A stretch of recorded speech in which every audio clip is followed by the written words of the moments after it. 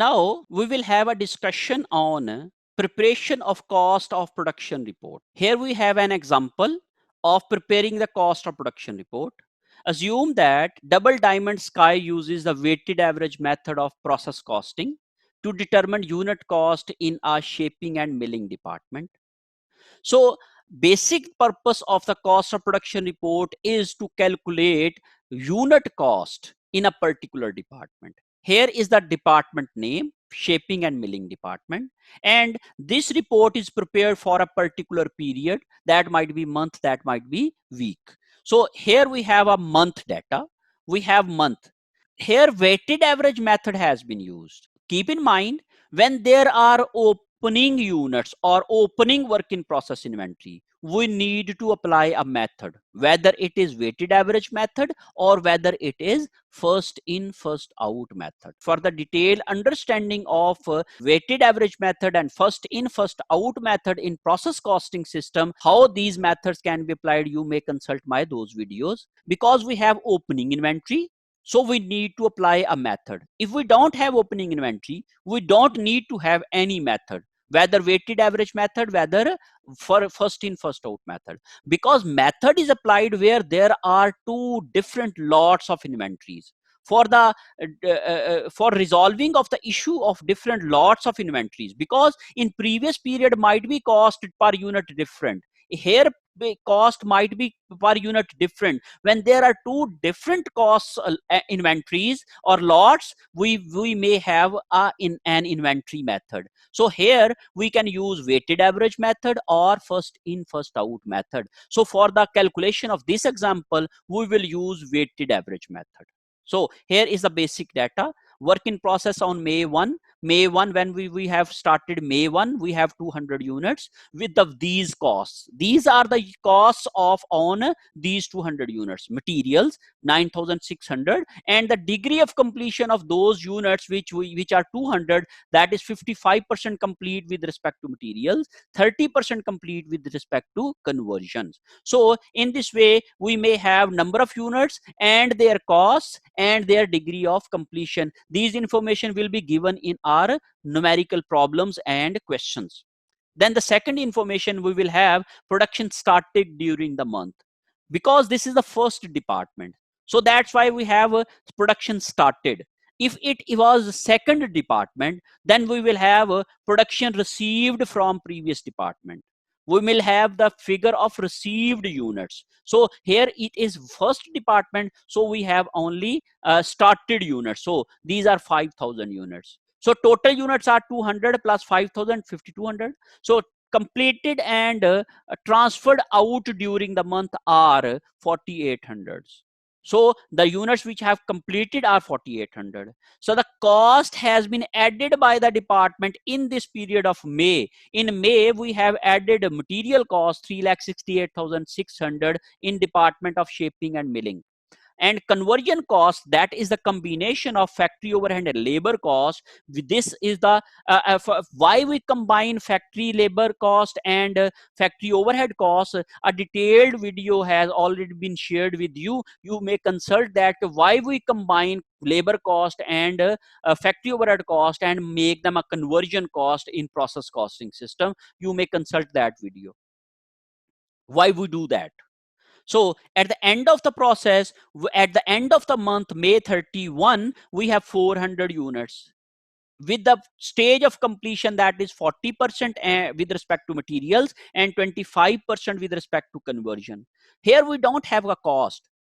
This is the challenge. We need to calculate that cost. We need to calculate the cost of completed units, that is 4,800, and the cost of ending work in process in the month of May in shaping and milling department. That's why, that is the reason we use we prepare cost of production report, because we need to calculate how much cost we have transferred out or completed and how much cost is still in process. For this purpose we use cost of production report.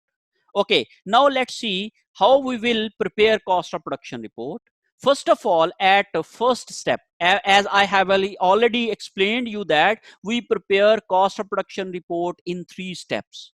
For detailed understanding of these steps, you may consult my that video. Okay, for the preparation of quantity schedule with equivalent units, first of all, we prepare quantity schedule. Quantity schedule shows the quantities inflows and outflows, from where these units were in from in that department, and where these units have gone, how they have moved out.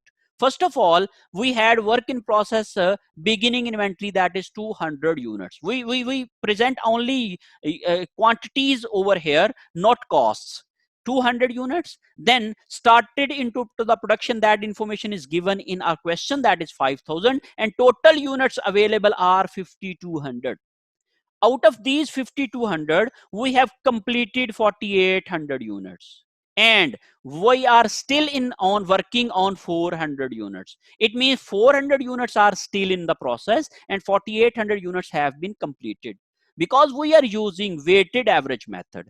And for the calculation of equivalent unit in weighted average method, I have already explained the whole process and logics and all these things stuffs in my videos. You can consult that videos if you want to details of all these discussions. So because, okay, another thing which need to be, if you don't have opening inventory, you may use this format, work in process opening inventory. If you don't have opening inventory, place this 0 or skip this figure.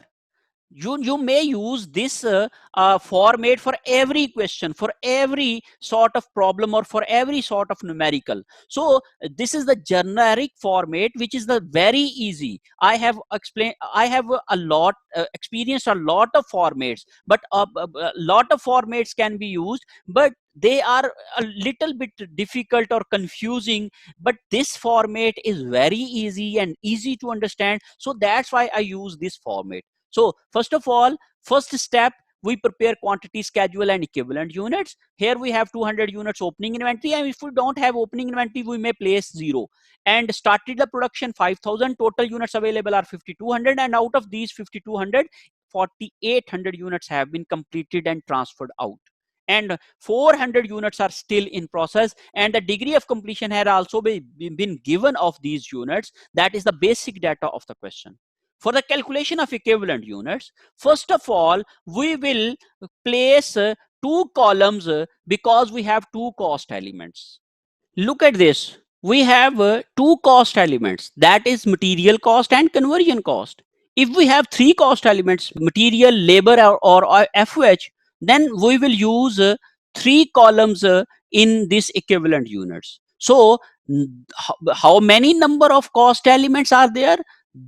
That number of equivalent units columns will be prepared. And if we are working for the second department, so that is generally one more column is added, that is the previous department. So I will discuss and I will explain you with the other problems on of second department calculation in my next discussions. So here we have only two cost elements, so we need to calculate equivalent units with respect to materials or with respect to conversion. And if we have three cost elements, we need to calculate equivalent unit with respect to three cost elements, that is material, labor, and FOH.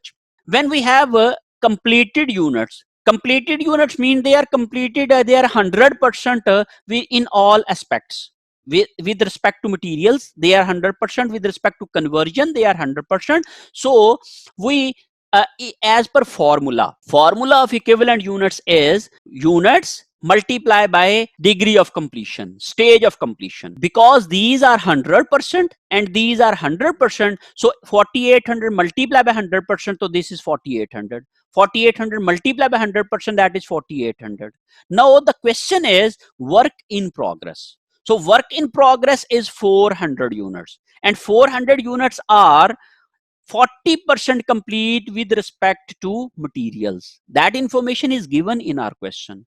So 400 multiplied by degree of completion, that is 400 multiplied by 40%, that is 160. It means these 400 units have consumed 40% material. So what is the equivalent unit of these 400 on 40%? So they are 160. If we convert these 400 units into complete units, they will be 160, and the calculation is units multiplied by stage of completion or degree of completion.